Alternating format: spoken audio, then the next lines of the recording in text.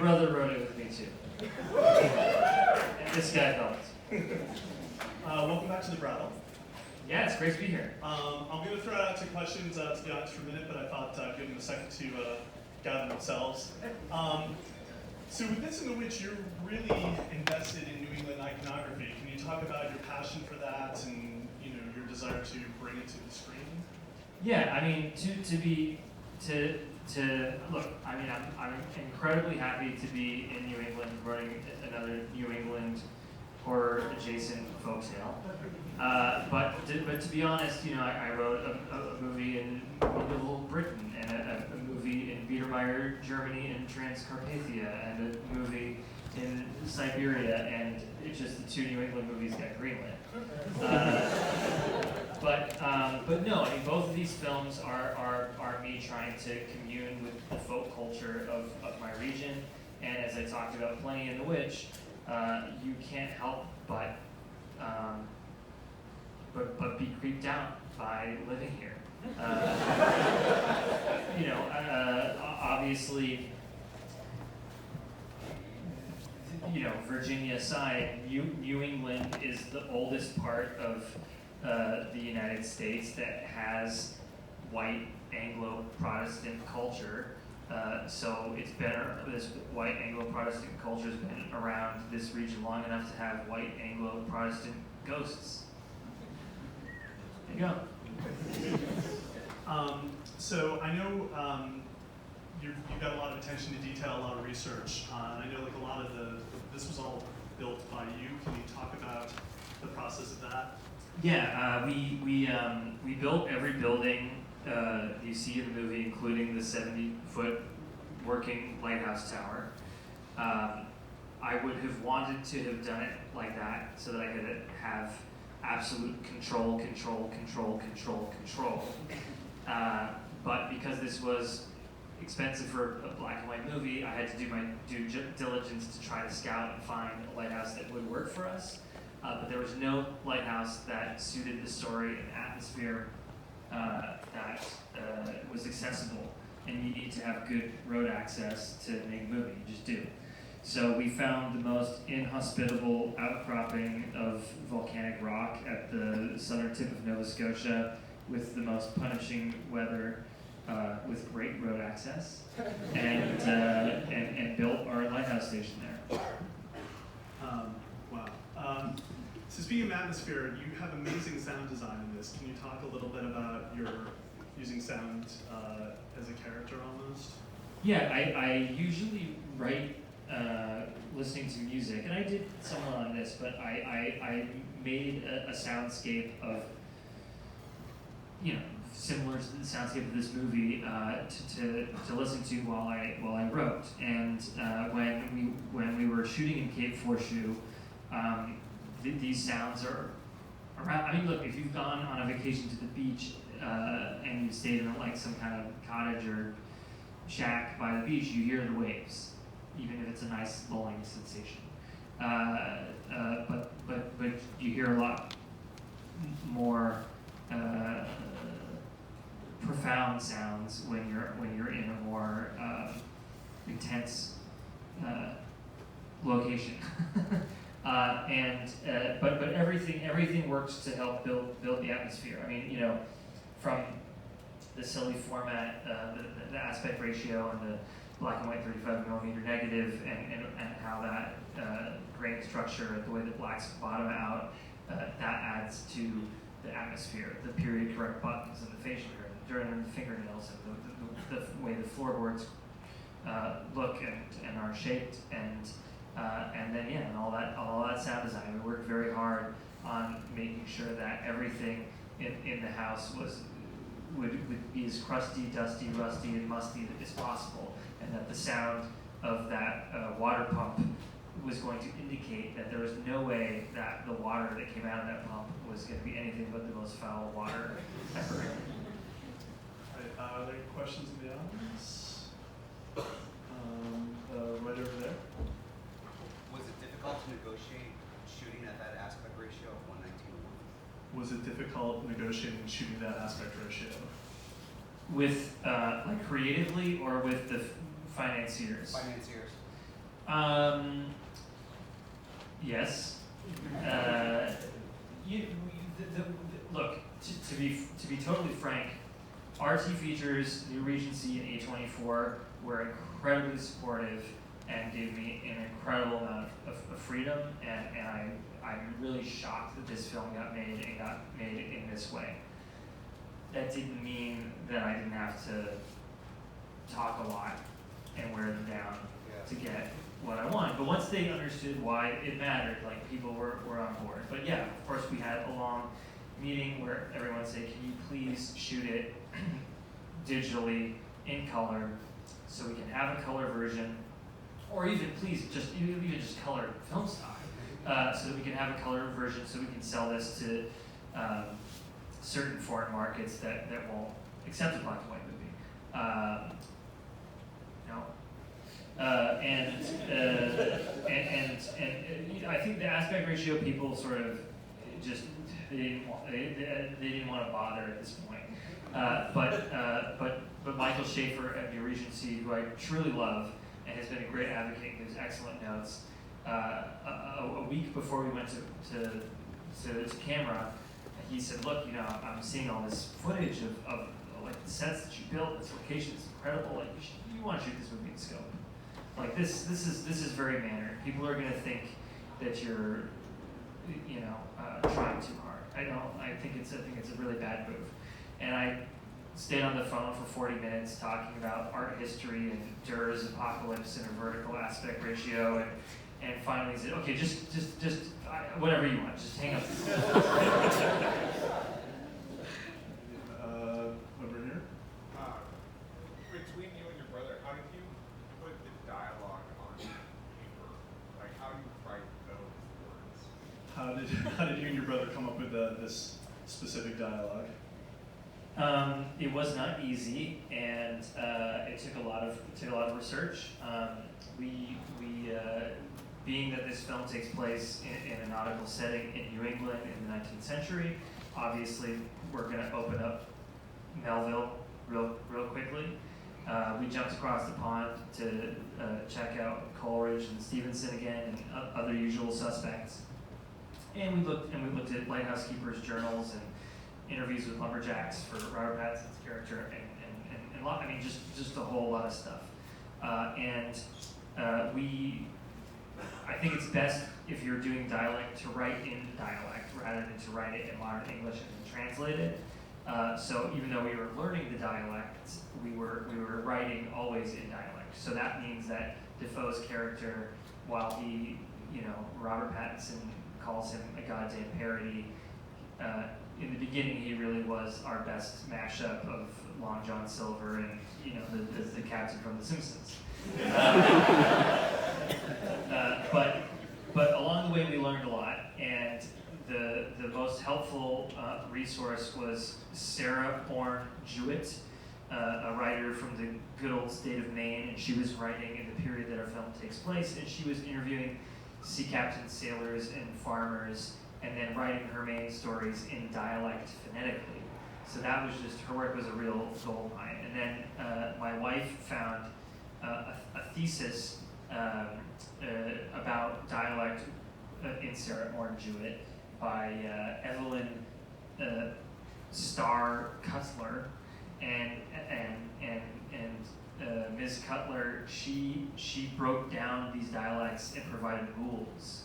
So that meant that Max and I could say, okay, these 7 things need to always happen for Willem, these 12 things always need to happen for Rob, and so we had something that, again, Willem's character is in many ways an archetypal salty sea dog, but we can tell you that people actually didn't speak like that. We don't New Englanders. Rob's accent, not dialect, but accent is based on an old timey New England accent, and Willem's rhotic accent with the hard R's. We know that existed in New Brunswick in the period, and we know it existed in Nova Scotia in the period. There is no proof that it existed in Maine, though some of the other West Country vowel sounds that he makes definitely existed in Maine in the period. But it's impossible to read, not like when you're reading the maritime characters in Sarah Orange Jewett's work, you hear it like with that accent. So we went with it, even though it's purely hypothetical. Up top. What made you, because this was like a lot more comedic than The Witch was, what made you decide to take the comedy aspect? What made you use the comedic aspect in this movie as opposed to the less comedic in The Witch? I mean, it was definitely, in many ways, a reaction to The Witch. I don't think The Witch would work if it didn't take itself like super seriously and was utterly humorless. But there is something kind of film student-y about that in The Witch that kind of bothered me. And look, I mean, this makes me sound like a snobby person, but you know, read Dostoevsky and he can laugh at misery, and if he can do it, then I should at least attempt to try. So the fart jokes came in very early into the script. Were you ever tempted to have them fight with axes as an homage to Streets of Fire? I mean, they practically do. Right in the back.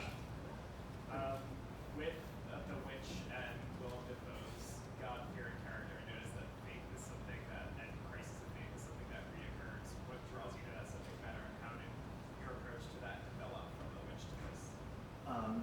There's a crisis of faith in this in Willem Dafoe's character and also in The Witch. Can you talk about your relationship to faith? Yeah, I mean,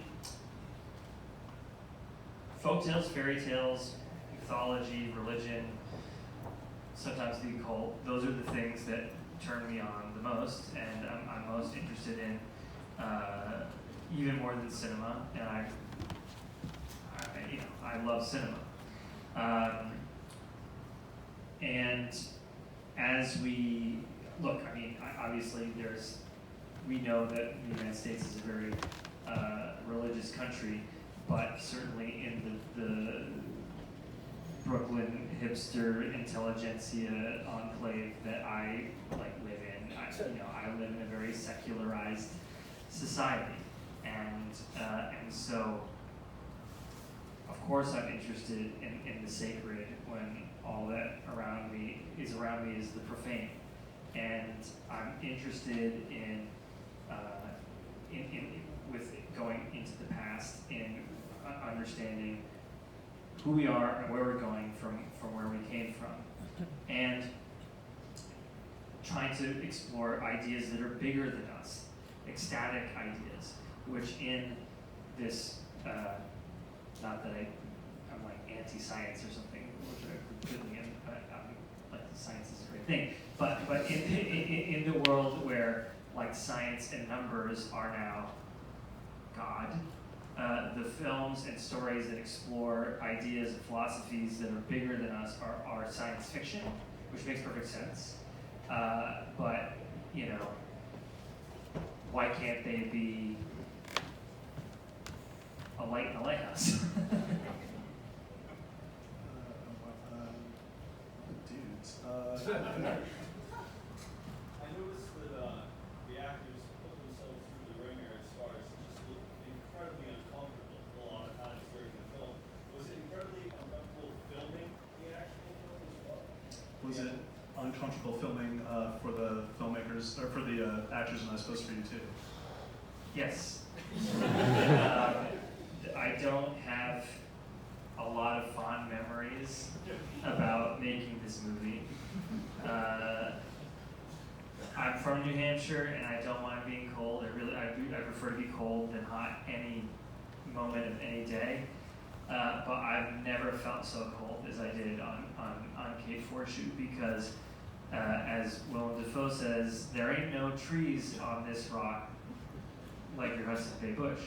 So there, the wind is just relentless, and the salt water spraying in your face, you can't, I mean, I'm not complaining, because that's what we needed.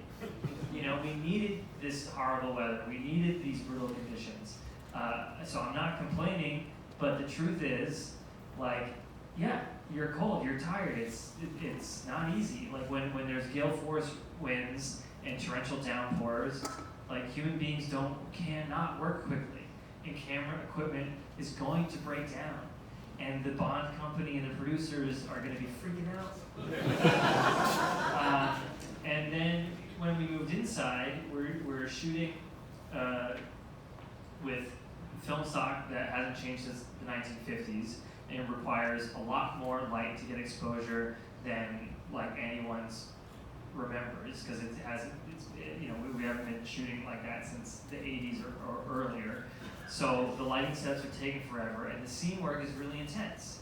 And Rob and Willem work in very different ways, and so like people aren't palling around, joking around. It's just tense. And you go in there, you do your job, you go home, you have a little bourbon, and you cry. Okay, so we have time for about 2 more. So making good ones. Right there.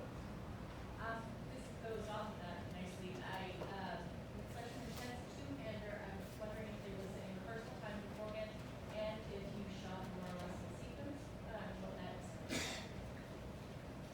Did you shoot in sequence, and what was the first question? rehearsal. Oh, like how much rehearsal was there?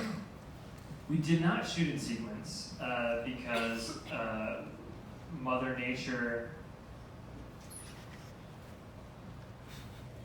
is cruel. We shot the burying Defoe on day 2. Because Jaron Blaschke, the cinematographer, and I are after a kind of craft, a level of craft that is beyond our experience level, it takes a tremendous amount of preparation for us to even attempt to do what we are attempting to do. So before Defoe and Rob come to Nova Scotia, every camera placement and camera movement has already been pre-planned. So we had a week of rehearsals for them to learn their blocking, so that they aren't like meat puppets hitting marks, and they can feel somewhat natural, hopefully, and also to get a sense of pace. But I'm not, because there's a lot of dialogue, so I want to get a sense of pace. But I don't want people to perform in rehearsals for film. If it's theater, that's another thing.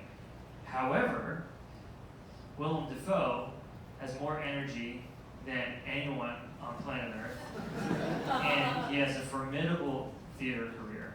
So he can give 150% in every moment of every rehearsal, and then give you 1,000% when we're actually shooting the movie. And that, I wasn't gonna tell him not to. I mean, I did actually, but he just does it. He does it. But it was fun for me because I come from theater, and so it felt like, I'm doing downtown theater in New York. Yeah, it's cool, it's great, whatever. But Rob, who does not come from theater, was not comfortable at all. And that was fun because this is Willem Dafoe's Lighthouse, and he loves being there, and it's his thing, and it is not Robert Pattinson's Lighthouse, and he's not comfortable.